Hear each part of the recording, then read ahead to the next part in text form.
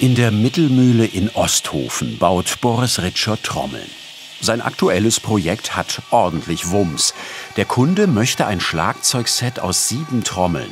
Einige davon sollen auch noch extra groß werden.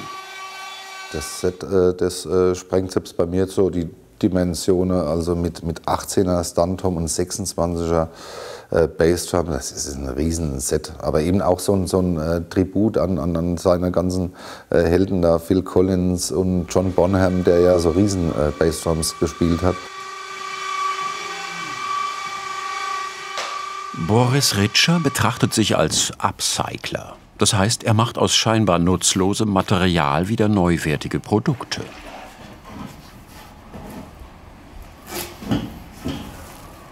Der gebürtige Rheinhesse macht seiner Herkunft alle Ehre. Denn er verarbeitet am liebsten ein ganz bestimmtes Holz, die Eichendauben alter Weinfässer. Wo ich Metall immer ein bisschen langweilig finde, weil es eben homogen ist und beliebig oft reproduzierbar, ist es bei Holz halt eben nicht der Fall. Da ist jedes Stück Holz ist so ein Unikat und ein Einzelstück. Und so ab und an erwischt mich dann auch meine Frau dabei, wenn ich dann so das Brennholz auf den Ofen lege will, habe die Tür schon auf und sehe dann, ach, das ist aber irgendwas Tolles an der Maserung. Und dann schmuggle ich das Ding dann wieder heimlich in die Werkstatt und denke, na, dann macht man dann doch lieber den Trommel draus. Also da bin ich wirklich ein Nerd. Ich weiß gar nicht, was es so einen Namen gibt, Lignum-Viel oder so. Ich weiß nicht, ob es so, keine Ahnung, aber ich bin jeweils total holzverrückt.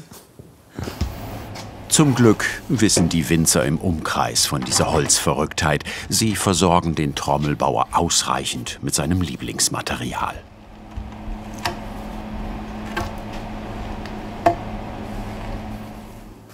So, also das ist jetzt eine Daube von einem alten Weinfass. Das waren, ich glaube, ein 5000 Liter Weinfass, also sehr große Fässer, wie man sie früher verwendet hat. Und die werden ja heute alle so langsam aber sicher ausgemustert.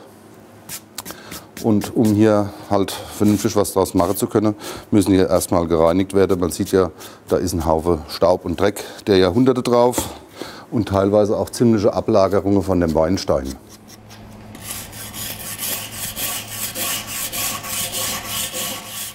Aus den alten Weinfassdauben baut Boris Ritscher zuerst die 18er Stand-Tom. Also eine Trommel mit einem Durchmesser von 18 Zoll.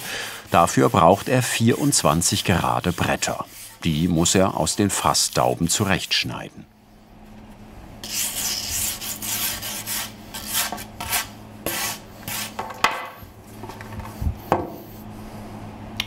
So, das ist soweit okay.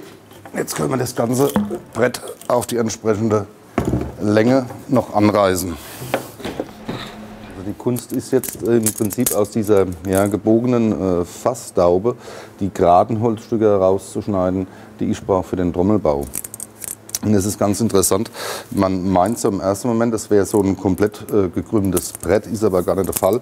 Wenn man hier den Meter dran hält, sieht man nämlich, dass das erste Stück von der Fassdaube, so die ersten 50, 60 cm, ziemlich gerade sind und die Krümmung tatsächlich erst hier in der Mitte stattfindet. Deswegen benutze ich immer die vorderen Enden da von der Fassdaube und das Stück in der Mitte ist dann leider Abfall. Das wird jetzt hier an den Strichen, die ich markiert habe, einfach abgesägt und anschließend nochmal gehobelt. 45,7 cm lang soll die 18er Stand-Tom am Ende sein. So ist es mit dem Kunden abgesprochen. Anfangs ist der Trommelbauer beim Messen und Sägen aber lieber etwas großzügiger.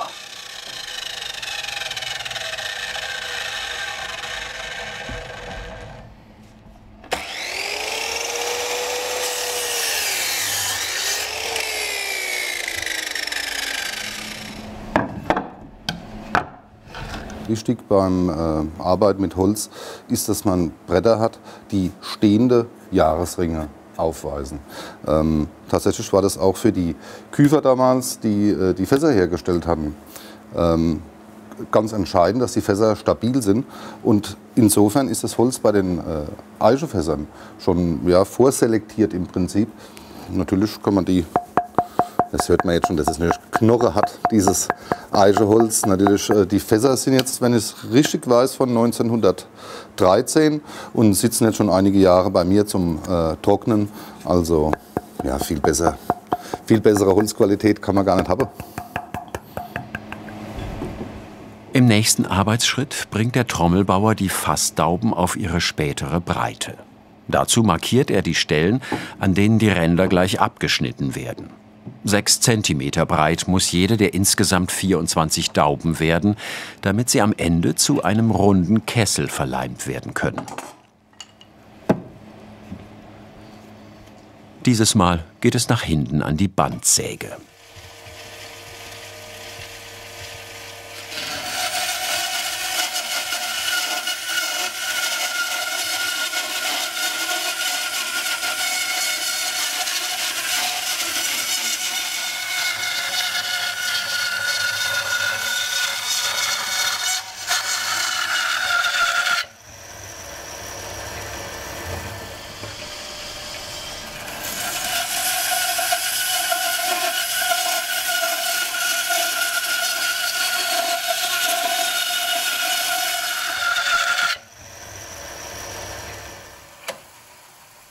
Nun geht es darum, aus der noch gerundeten Daube ein gerades Brett zu machen.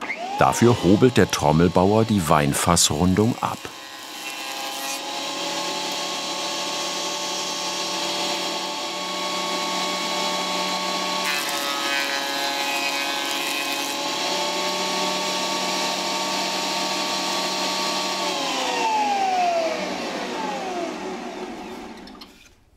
Ja.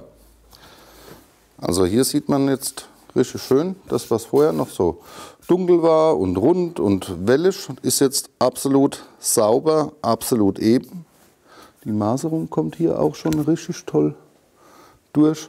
Und das ist jetzt unsere Referenzseite im Prinzip für alle weiteren Arbeitsschritte. Nächste Position wäre hier dann an der Bandsäge, hier im Prinzip am Anschlag aufzutrennen, sodass wir ein Brett haben mit einer gleichmäßigen Stärke.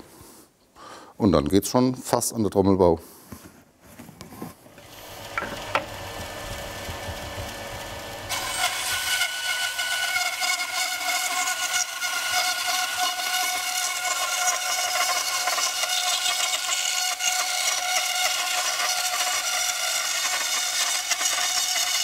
Durch das Zersägen der alten Fassdauben breitet sich in der Werkstatt nach und nach ein kräftiger Rotweingeruch aus. Auch ein Grund, warum Boris Ritscher so gerne speziell Fassdauben bearbeitet. Er hat allerdings auch schon Trommeln aus ganz anderem Holz gebaut. Das Merandi-Fenster meiner Eltern, ja, das habe ich auch verwurstelt zu einer Snare, die spiele ich auch selbst. Dann habe ich für einen Kunde, das fand ich witzig, bei dem war ich eigentlich zu Hause gewesen zum Vorgespräch. Haben Schlagzeug geplant, dann kam sein Vater rein und sagt, wenn du Holz brauchst, ich schmeiß die Wohnzimmerschrankwand nächste Woche zum Sperrmüll. Das war so Gelsenkirchener Barock, sagt man da, dieses Eiche radikal. Ja, dann haben wir in kurzer Hand, sagt er, ja geht das? Und dann haben wir gemessen, sag ich, ja, die Fronten sind massiv, klar. Und dann haben wir tatsächlich dem ein Schlagzeug gebaut aus der Schrankwand seiner Eltern. Der ist Berufsmusiker und ich habe tatsächlich ein Foto, wo er als Baby vor der Schrankwand so in der Wiege liegt und dann halt Fotos, wo er als erwachsener Mann hinterm Set sitzt und spielt da vor 1000 Leuten. Im nächsten Arbeitsschritt stellen wir daraus jetzt im Prinzip wieder Dauben her, dieses Mal eben für die Trommel. Das Ganze sieht so aus, dass man hier neben diese Schrägen hier ganz exakt anschneiden muss und da wird dann dieser Ring oder dieses Vieleck verleimt. Ich habe hier so ein kleines Abfallstück, das sieht man schön, die einzelnen Bretter und wie die hier verleimt werden. Da kommt es tatsächlich auf 0,1, 0,2 Grad an bei der Winkelgenauigkeit, damit es dann eben später auch tatsächlich wie hier an dem Stück keine sichtbaren Leimfugen mehr gibt und es komplett geschlossen ist.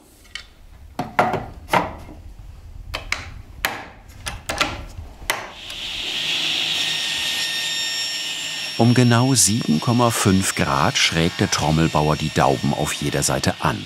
So kann er sie später kreisrund aneinander leimen.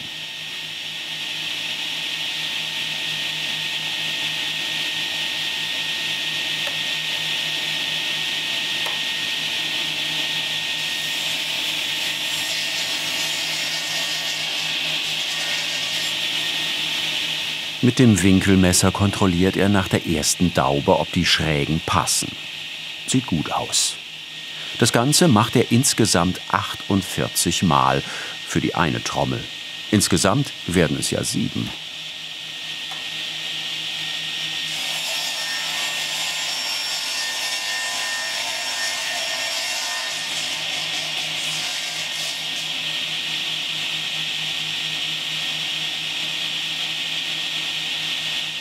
Wir haben jetzt die Dauben hier, alle 24 Dauben geschnitten für das 18er Stunt-Tom.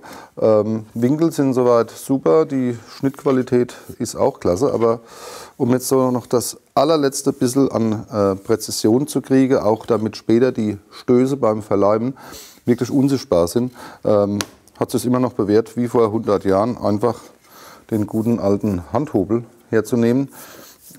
Ich spanne den immer bei mir einfach so stationär ein und habe mir sagen lassen, dass selbst die alten Fassbauer auch so gearbeitet haben. Also gar nicht der Hobel in der Hand, sondern das Werkstück zum Hobel.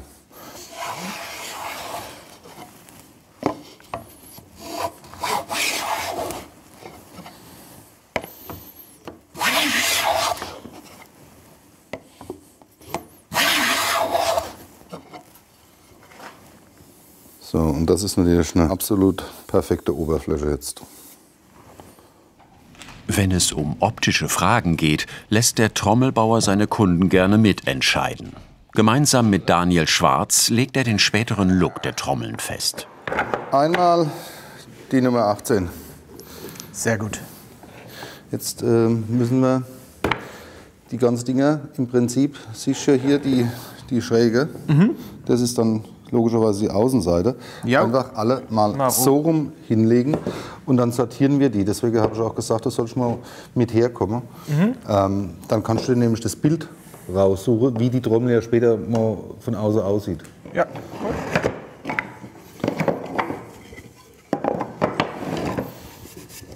Da ist also ein bisschen, weil das aber auch hier eine coole Maserung hat. Aber ich finde fast, dass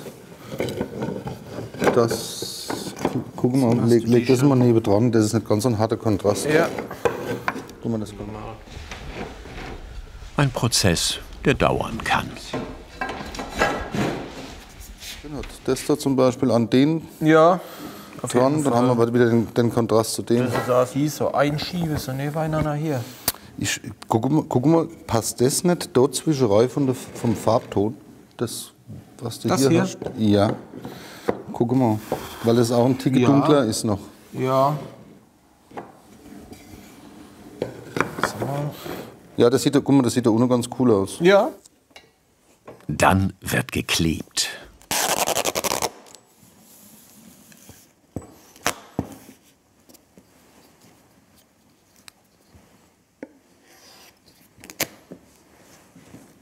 So, ich fixiere jetzt diese 24 Dauben mit Klebeband, weil wir die ja zum Kreis verleimen möchten und ich leider keine 24 Hände habe. Und von daher dient hier das Klebeband zum Zusammenhalten, beziehungsweise dann auf das ist ja die Außenseite, praktisch wie als Scharnier, sodass ich diesen Kreis überhaupt mit 2 Händen geformt kriege.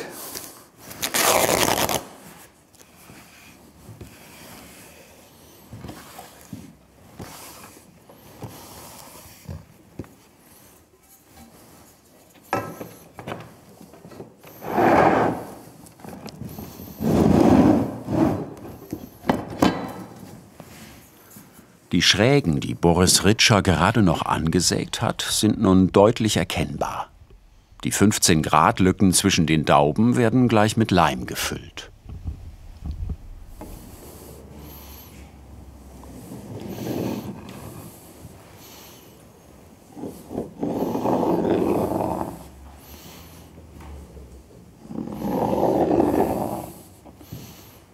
Hier ist wichtig, dass man vernünftige Leim verwendet und den nicht zu sparsam aufträgt. Da darf man nicht zu geizig sein mit dem Leim. Besser, es quillt ein bisschen mehr raus, wie das irgendwo nicht genug drin ist.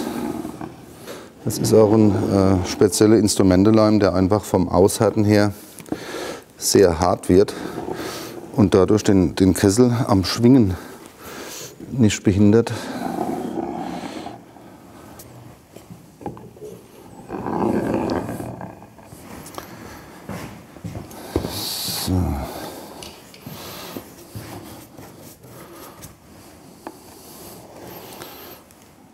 So, das Ganze noch hier gut verteilen. Das Schönste ist natürlich immer, wenn man die Dauben dann so zusammenleimt und dann zum ersten Mal so, eigentlich sieht das überhaupt eine runde Form ergibt, und das ist wahrscheinlich wie im Automobilbau oder wenn der Motor mit der Karosserie verheiratet wird. Das ist so für mich der Punkt, wo es aus Brettern und Einzelteilen dann ein ganzer Körper wird.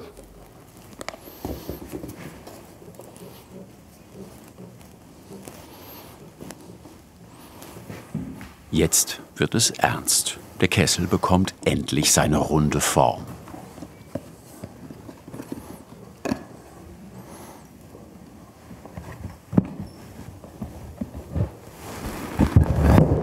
Sobald er steht, muss er so schnell wie möglich mit Metallbändern fixiert werden, damit er stabil aushärten kann.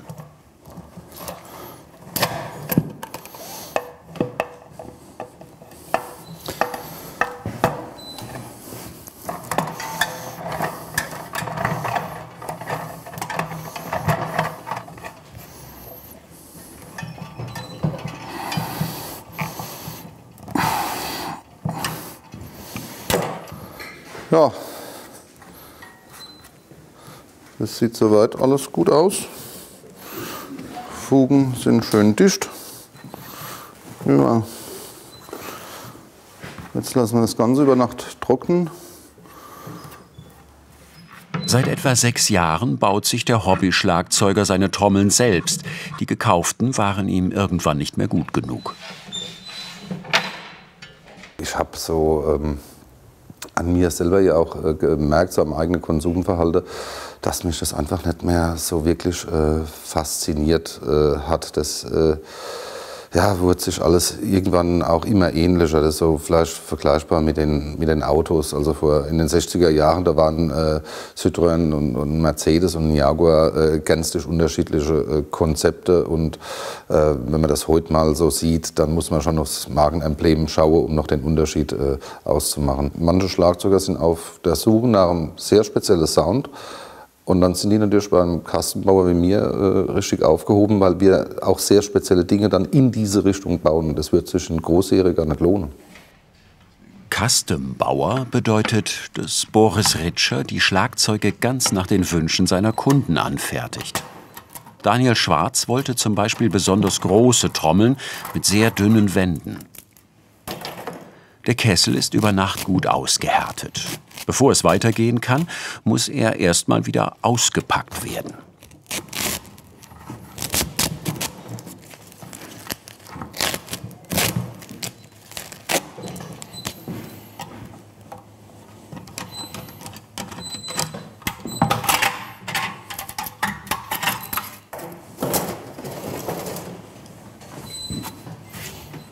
Im Prinzip hat der Trommelbauer aus einem Fass wieder ein Fass gebaut.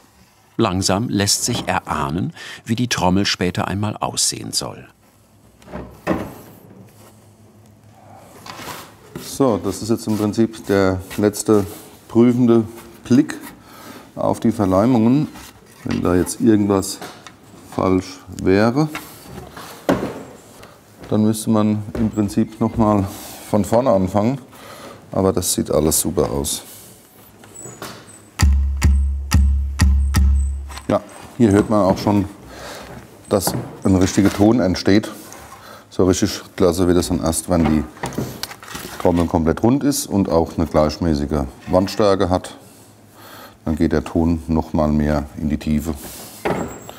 Okay? Auf zum Runddrehen.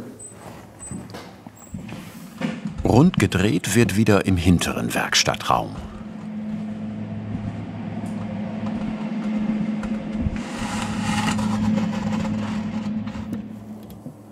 Bevor der Trommelbauer den Kessel in die Fräsmaschine spannen kann, muss er ihn zentrieren, damit die Fräse an allen Stellen gleichmäßig das Material abträgt.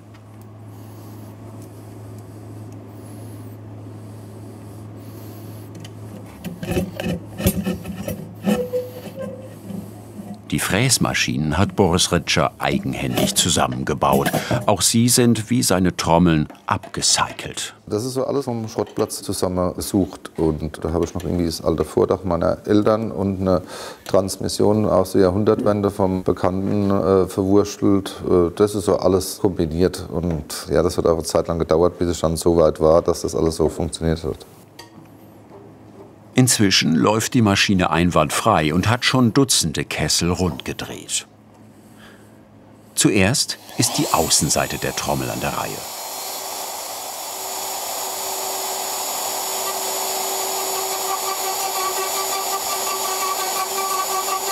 Millimeter für Millimeter trägt die Fräse das überschüssige Holz ab.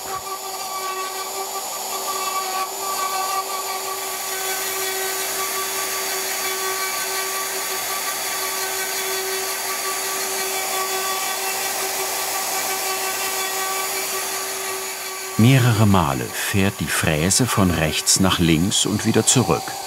Nach jeder Bahn stellt Boris Ritscher sie nur ein kleines bisschen tiefer. Andernfalls würde die Maschine zu heiß laufen. Deshalb dauert der ganze Vorgang am Ende fast 2 Stunden.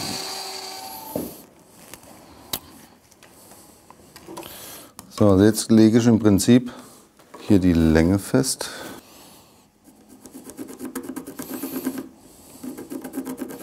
Neben die Bleistiftmarkierung fräst Boris Ritscher eine längliche Einkerbung, eine sogenannte Nut.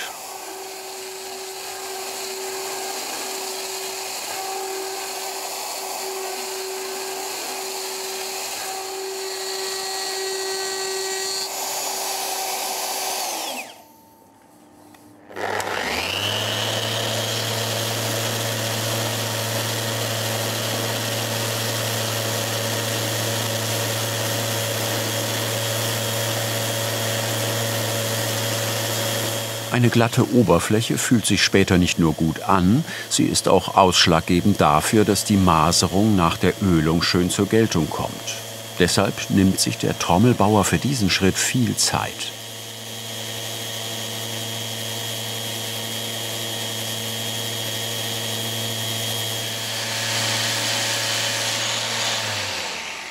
Die Faszination für den Werkstoff Holz ist nicht der einzige Grund, aus dem Boris Ritscher Trommeln baut. Ich habe es mehr oder weniger so ein bisschen aufgegeben, dass ich noch mal ein richtig guter Drummer werde. Von daher freut es mich sehr, wenn Leute, die da talentierter sind wie ich oder einfach nur fleißiger geübt haben, wenn die heute mit meinen Instrumenten dann den Sound finden und Spaß dran haben. Und wenn ich das dann so höre, dass meine Schlagzeuge dann irgendwie auf CDs aufgenommen werden, dann hat man ja doch wieder irgendwie Musik gemacht, wenn auch indirekt. Beim nächsten Arbeitsschritt kommt die Nut wieder ins Spiel.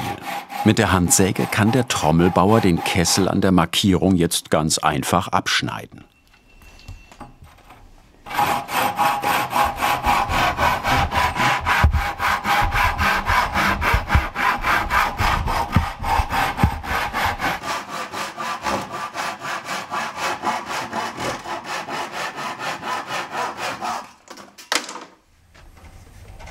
Die Trommel wandert nun auf die andere Seite der Maschine.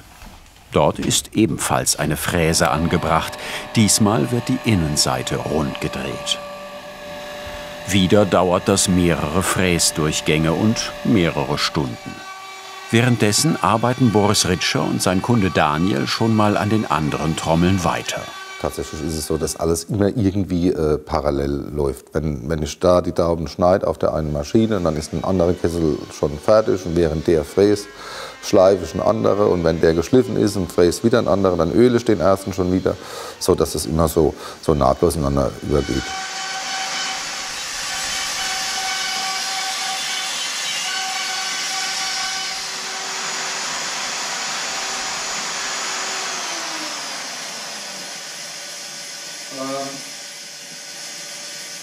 Als nächster Arbeitsschritt kommt jetzt die Gratung dran. Das heißt, das Fell, was später drüber gespannt wird über die Trommel, braucht hier eine definierte, saubere Auflagefläche. Und dazu wird es im Prinzip abgeschrägt. Das nennt man dann die Kesselgratung. Und das machen wir gerade hier. Das ist jetzt eine Fräse, die hier im Tisch eingebaut ist. Und hier an dem Lager ist hier so ein Anlaufring dran. Das heißt, so wie jetzt hier zum Beispiel bei dem Besen, so wenn man das Holz außen so ein bisschen abschrägen will, und dann kann man das eben hier so vorbeiführen.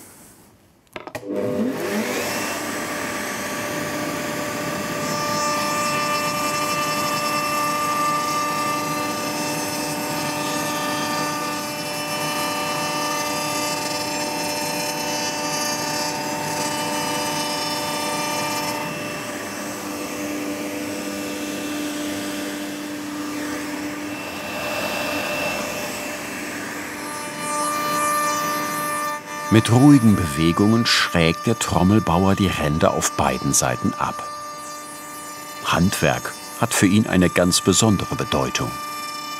Ich glaube, es ist einfach schön, wenn man irgendetwas schafft. Oder erschafft klingt gleich so hochtrabend, aber einfach was mit den Händen macht. Es ist ja auch tatsächlich eine Frage, die man sich oft stellt, ob eigentlich der Mensch sich so entwickelt hat vom Gehirn her, weil er Hände hatte, oder ob sich die Hände entwickelt haben, weil er Gehirn hatte. Wenn sich der Mensch entwickelt hat vom Verstand her, weil er Hände hatte und konnte was mitmachen, ja, was passiert denn, wenn man aufhört, mit den Händen was zu tun? Wird man dann wieder total blöd oder was? Also von daher finde ich das sehr wichtig, egal ob es bei Kindern ist oder als Erwachsener, mit den Händen was zu machen. Das merkt man einfach, das tut dem Kopf auch gut.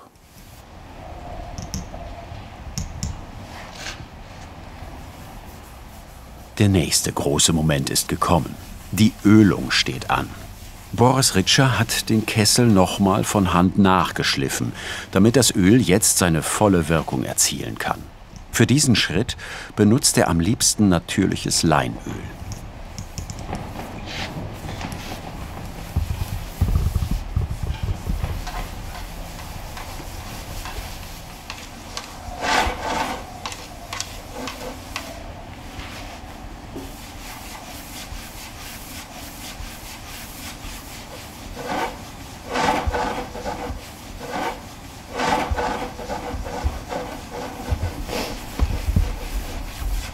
Das ist sehr schön geworden.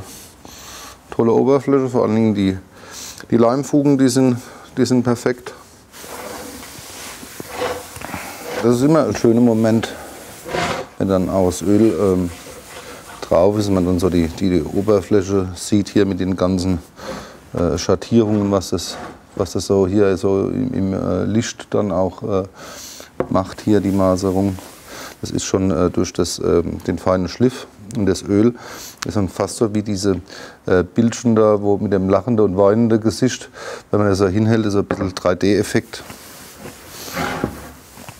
Doch, wunderbar.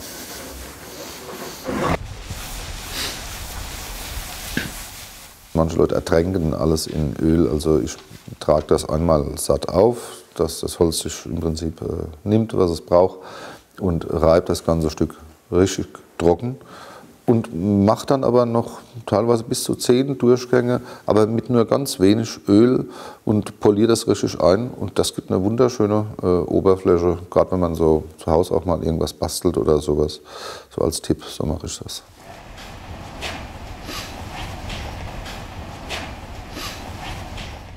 Nach mehreren Öldurchgängen auf beiden Seiten ist die Trommel bereit, ihren Schmuck zu bekommen.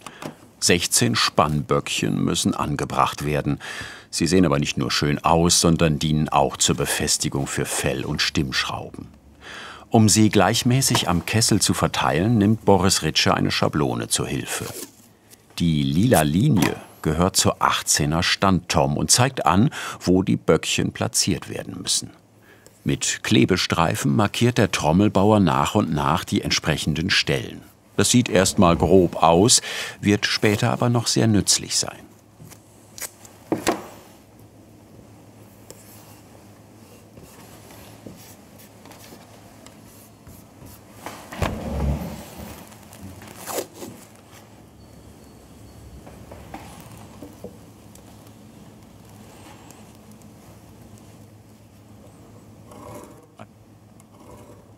Als nächstes zeichnet er gerade Linien an. Er muss ganz genau sein. Auf diesen Markierungen wird er später die Löcher für die Spannböckchen bohren. Doch vorher kommt wieder eine ästhetische Frage ins Spiel. Auf welcher Höhe sehen die Spannböckchen am besten aus? Wie lang müssen also die Stimmschrauben sein? Um die verschiedenen Möglichkeiten auszutesten, legt Boris Ritscher probeweise schon einmal den Spannreifen mit den unterschiedlich langen Stimmschrauben an.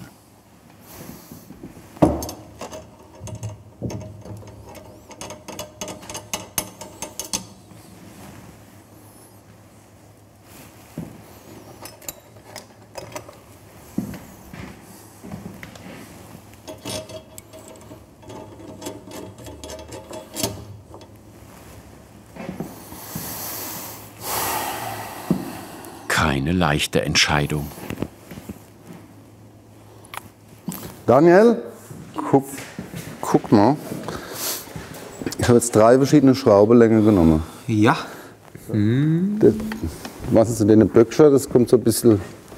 Das ist mir zu. Das gefällt mir nicht so gut. Okay. Nee, das fällt schon mal raus. Das ist jetzt die Frage. Die 2 finde ich eigentlich.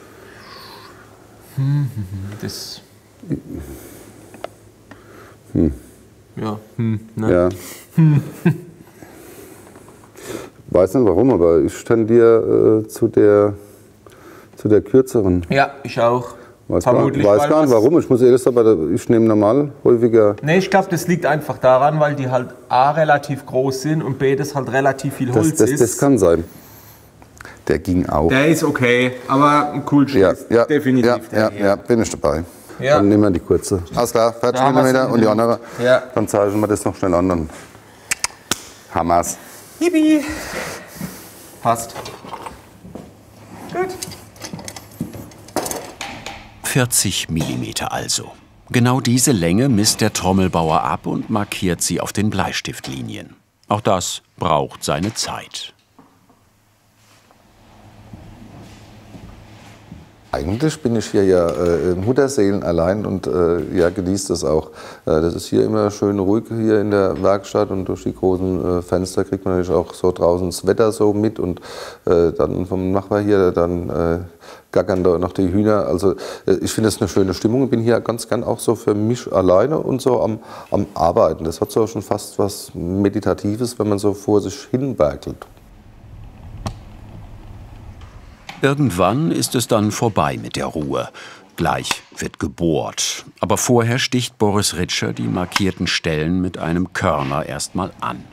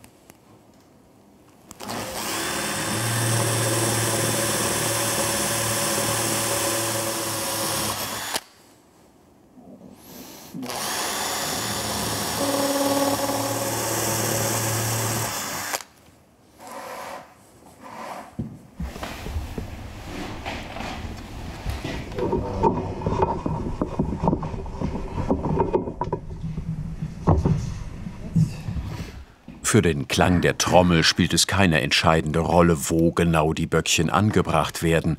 Es geht also rein um die Optik. Die ist laut dem Trommelbauer bei diesem Schlagzeug eher klassisch, als Hommage an die großen Namen der Schlagzeugwelt.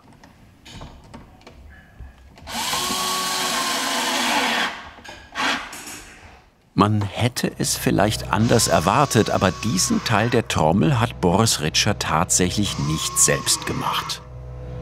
Ich habe schon Spannböckchen und Reifen tatsächlich selbst geschmiedet, aber das ist natürlich eine Wahnsinnsarbeit. Also in aller Regel kaufe ich das zu. Und toll ist natürlich hier im Fall von Daniel, seinem Schlagzeug, dass er das alles tatsächlich gebraucht irgendwie zusammen gekauft hat. Secondhand-Böckchen also. Die passen auch besser zu den alten Fassdauben. Als nächstes werden die Schrauben für die 3 Beine angebracht.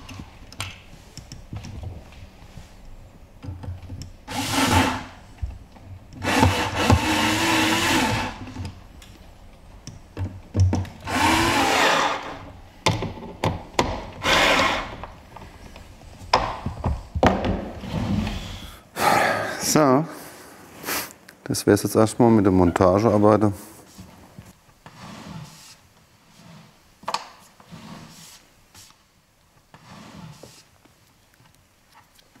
Eine Sache wird dann doch noch montiert. Die Handschrift des Künstlers darf nicht fehlen. Unter dem Badge hat Boris Ritscher übrigens das Ventilationsloch versteckt. Es sorgt für einen Druckausgleich, damit sich die Trommel bei wechselnden Temperaturen nicht verstimmt. Dann müssen nur noch Fell- und Spannreifen angebracht werden.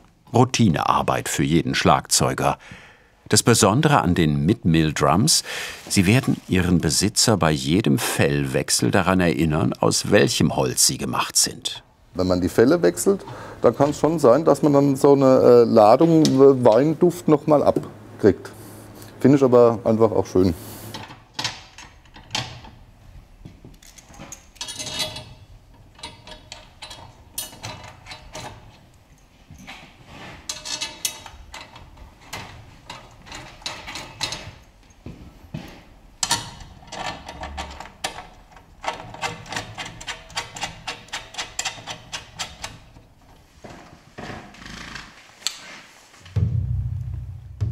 Gleich zeigt sich, ob die Gratung gelungen ist und das Fell gut schwingen kann.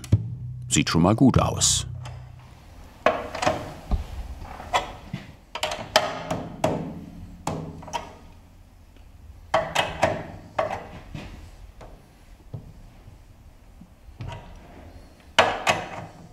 Aber wie klingt denn nun die Trommel aus Fasseiche im Vergleich zu industriell gefertigten Schlagzeugen? Im Klang würde ich sagen, ja, etwas härter, wobei ich finde, dass es gar nicht so immer auf die Holzsaite ankommt, sondern es tatsächlich die Bauweise ist. Beispielsweise sind ja die industriell gefertigten Schlagzeuge alle auf so Furnierschichten so aufeinander geklebt, wie man das bei Skateboards macht oder so Multiplex-Platten. Das ist natürlich sehr stabil, aber klanglich halte ich das nicht unbedingt so für die beste Variante.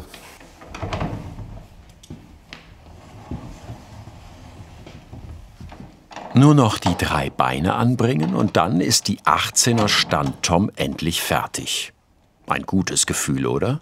Da fahren die Gefühle manchmal Achterbahn. Es kommt schon so ja, durch mehr wie 50% aller Fälle vor, dass ich das Ding gar nicht hergeben möchte, ja, weil man macht es ja doch immer so gut, wie man es kann und gibt sich da Mühe und dann stehen natürlich auch wirklich schöne Instrumente da und da kommt dann doch wieder der Musiker und Schlagzeuger durch und ja, ich gebe es dann her, aber immer mit so ein bisschen weinendem Auge. So, die 18er Standtom für den Daniel ist soweit fertig und wir haben derweil auch schon alle anderen Kessel angefangen. Das heißt hier, das ist noch hier der Rohzustand von dem 16er Standtom, kleine Schwester von dem hier, 12er Hängetom, 10er Hängetom, sehr dünn hier ausgearbeitet und auch hier die Snare Drum mit etwas mehr Wandstärke. Ja, und jetzt geht es natürlich weiter mit unseren riesen Bassdrums, die ja, wie gesagt, 26 Zoll haben soll. Also das ist jetzt bei mir auch Premiere. Aber das ja, wird jetzt eine Challenge. Ich bin schwer gespannt, ob das so klappt, wie wir uns das vorgestellt haben. Bin aufgeregt.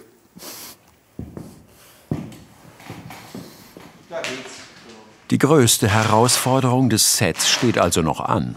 Wird es gelingen, 30 Bretter für die Bassdrum zu verleimen und aufzustellen, ohne dass sie auseinanderfallen?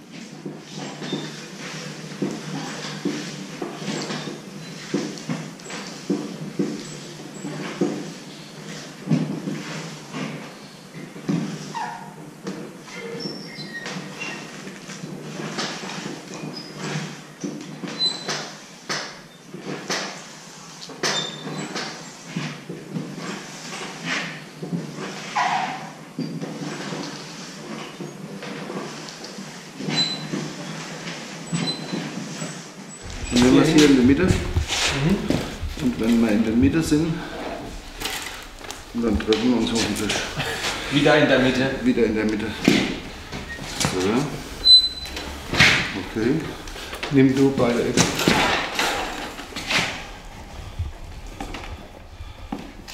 Okay. Okay, weiter. So. Halt das zusammen. Kannst du mir das hier...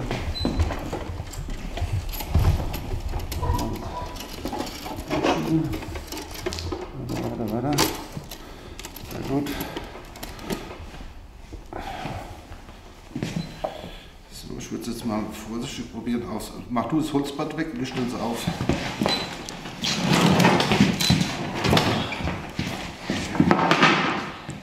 Der Trommelkoloss steht. Herausforderung gemeistert. 2 Wochen später ist es dann endlich soweit. Das fertige Schlagzeug ist zum Soundcheck bei Daniel Schwarz im Proberaum eingetroffen.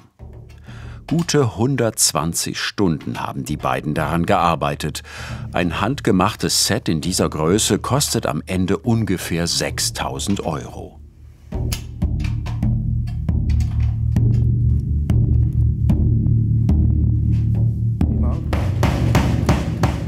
Kunde Daniel macht schon mal ordentlich Lärm. Die große Bassdrum war ein Risiko, das sich gelohnt hat. Sie hat ordentlich Bums. Guck mal hier, spielen wir die Bassdrum.